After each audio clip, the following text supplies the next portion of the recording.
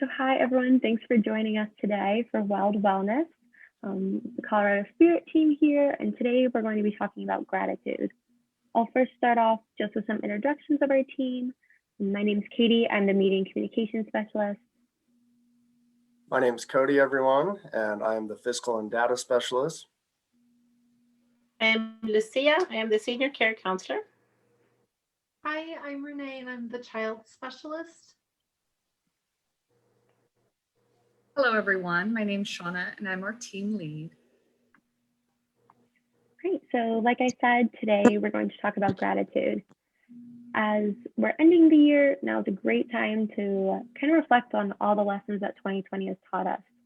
By reflecting on this year through a lens of gratitude, we hope that you'll feel more fulfilled and appreciative of your life and those around you. We're going to start with some of the physical and mental benefits of gratitude, and then we'll move on to some gratitude activities that our team does that you can practice at home. I'd like to start by saying a lot of the information today is from a Psychology Today article and an article from The Best Brain Possible. And I'll drop these articles in the chat after the live if you'd like to read more. So let's start with how gratitude increases mental strength. For years, research has shown gratitude not only reduces stress, but it may also play a major role in overcoming trauma. A 2006 study found that Vietnam War veterans with higher levels of gratitude experienced lower levels of PTSD. And a 2003 study found that gratitude was a major contributor to resilience following the attacks on September 11th. So that tells us that recognizing all that you have to be thankful for, even during the worst times, fosters resilience. In addition, there are so many physical and mental benefits of gratitude. Cody, do you mind starting us off? Absolutely. Thank you, Katie. So what I'm going to touch on here is how gratitude not only improves your physical and mental well-being, but also how it improves your relationships. So first off, I want to say thank you to all our viewers that are tuned in right now. As saying thank you is not only good manners, but the simplest form of gratitude out there. Oftentimes in relationships with friends, family, people tend to get caught up with the hustle and bustle of life and stop realizing what's in front of them and what they're grateful for.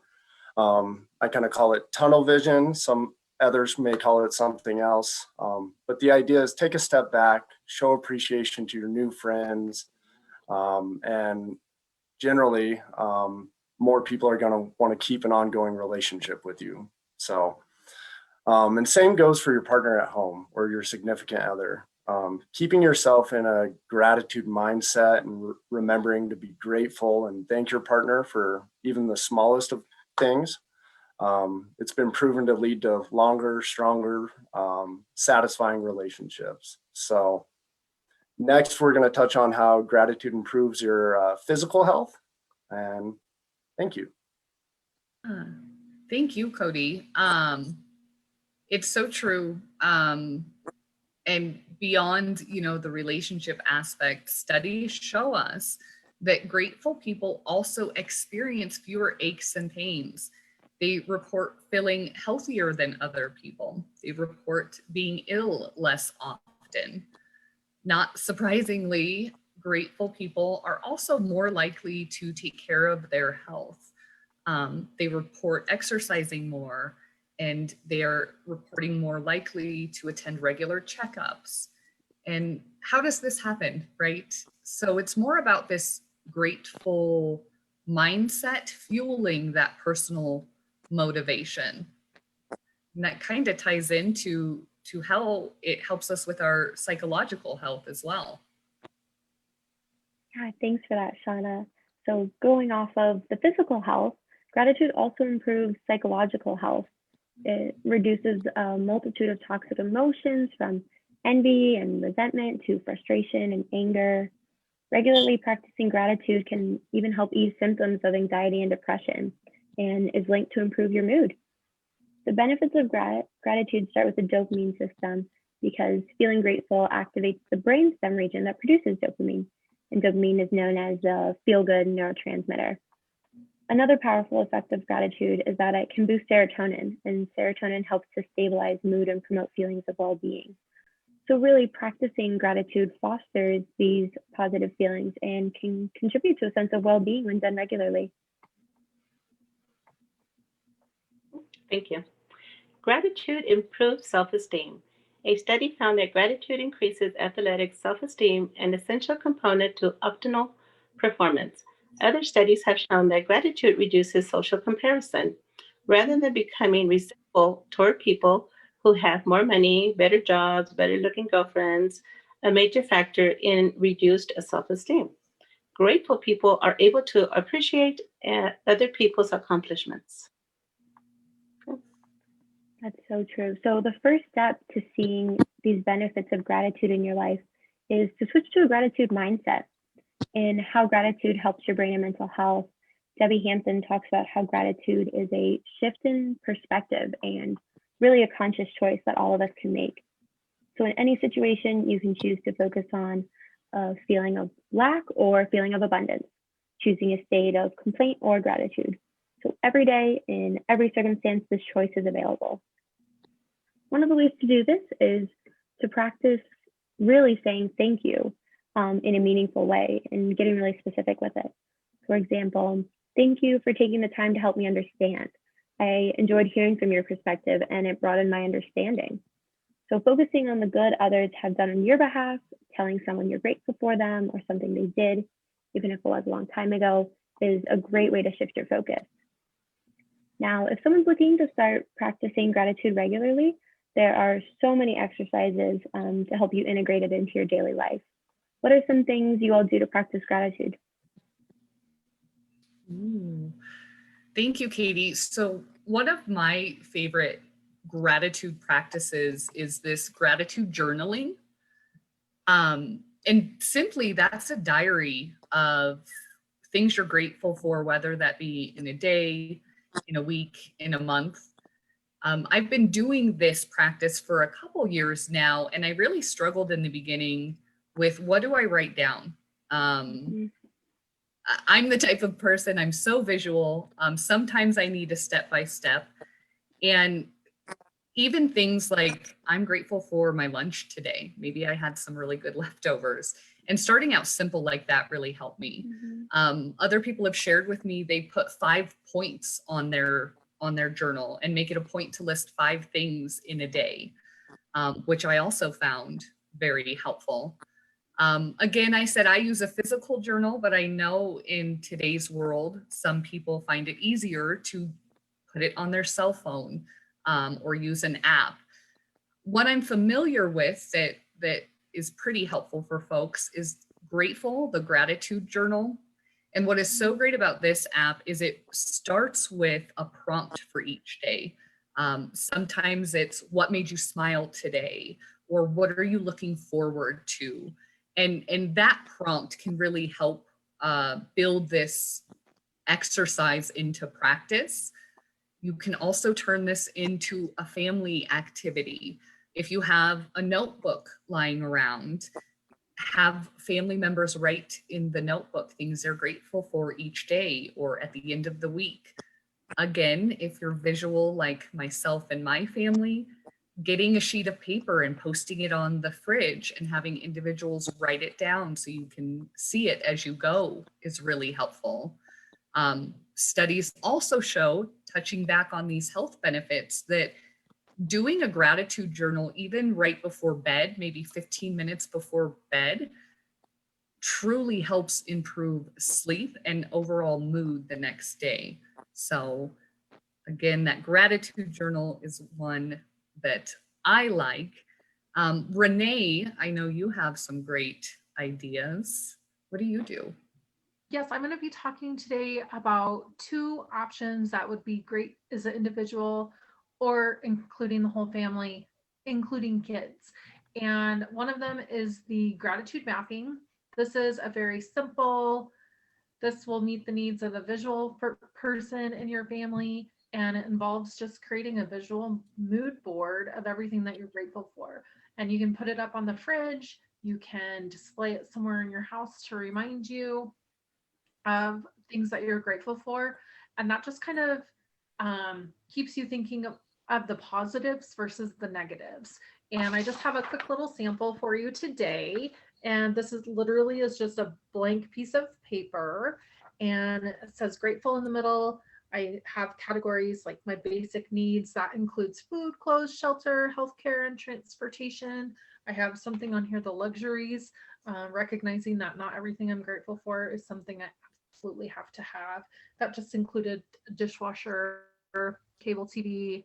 So it can be as simple or extravagant as you would like. The other option that I'm going to be talking about is a gratitude jar, and this can be anything.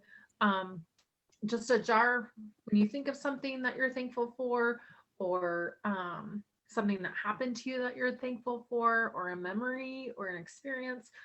You can just put, what you're thankful for on a piece of paper, note card, sticky note, scratch paper, whatever you have, and just put it inside. What I like about this is that you can, on a day that you're feeling maybe gloomy, you can shake up the jar and take out the paper and just remind yourself something positive.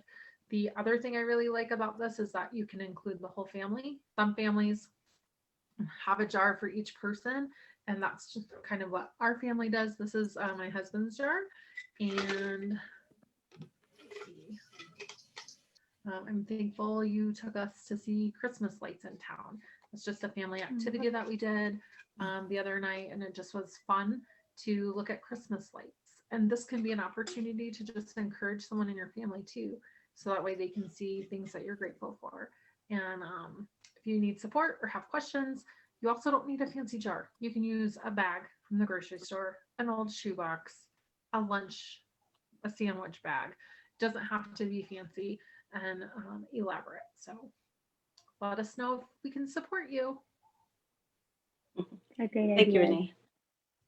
That is awesome. Meditation. A morning meditation practice can also involve gratitude. You can choose to meditate on things you're grateful for, or you may find it easier to meditate on how you've gotten to where you are now. To do this, remember the past, both good and bad. Reflect on how far you've came since then. This puts you into the present context, which allows you to see things clearly. It is also helpful to find gratitude and in everything you do. And there's so much that we could be grateful for. The morning is often the best time to practice gratitude meditation, as it sets you off for the day with an optimistic outlook. It can also be beneficial to you to practice right before you go to sleep. Okay, which brings us to the brain gym. The brain gym is an exercise found by Dr. Dennison and his wife Gail. They start off with water. Water is, our body is made up of 70% of water, so we really, really do need it. Forget about that Dr. Pepper, whatever else the energy drinks you're drinking. Let's concentrate on water. Okay, so the first one I want to do is wiggle your ears. Bring up your fingers to your ears and just wiggle them. This increases the oxidation for effective relaxed functioning. This is really awesome for children right before they go to school. It's also good for you right before you have a meeting or you want to read or just relax, okay? Mm-hmm. The other one is yawn. Yawn, that's easy to do. You see somebody yawning and then we do it, so I'll start. Stretch in there too. What yawning does, it increases our oxidation for a more effectiveness to be able to relax, okay? The last one, it's called the cross arm hookups. I love this one. So what you do is bring your hands in front of you, bring one arm on top of the other, and clasp your fingers together, okay? Bring it in real slowly to your chest. Be careful not to hurt yourself, and just breathe. I like to close my eyes when I breathe. And I try to follow the 7-7-7, which is breathe in through your nose 7 seconds, and you hold it 7 seconds. And when you let it go through your mouth very, very slow. Okay. So what this does, it deepens your respiration and improves circulation, as well as helping you to calm down and feel relaxed. Okay. This is often used I encourage my clients when they can't sleep at night or they're very, very anxious to just do this and let it flow, and you will start feeling it in your body. Good luck. Okay. All They're right. great, Thank Lucia. you. Thanks, Lucia. Those were awesome. You What I'm going to touch on here is how giving back or volunteering is a great way to practice gratitude. Simply giving an hour or two of your time, giving back to with no expectation of receiving anything in return is really self-fulfilling and what our soul needs. So stop by your church, your food bank, any cold weather shelters, especially during these months, or even the Nextdoor app. A lot of people are into their phones now, and you can search what's going on in your community and see who needs help. So just a lot of different ways to practice that. And I can almost guarantee by practicing that or helping those in need, you'll be inspired to think back on your own situation, your own circumstances. And in turn, that's going to lead to improvements in your health, your brain psychologically, and all the other things we've mentioned previously. So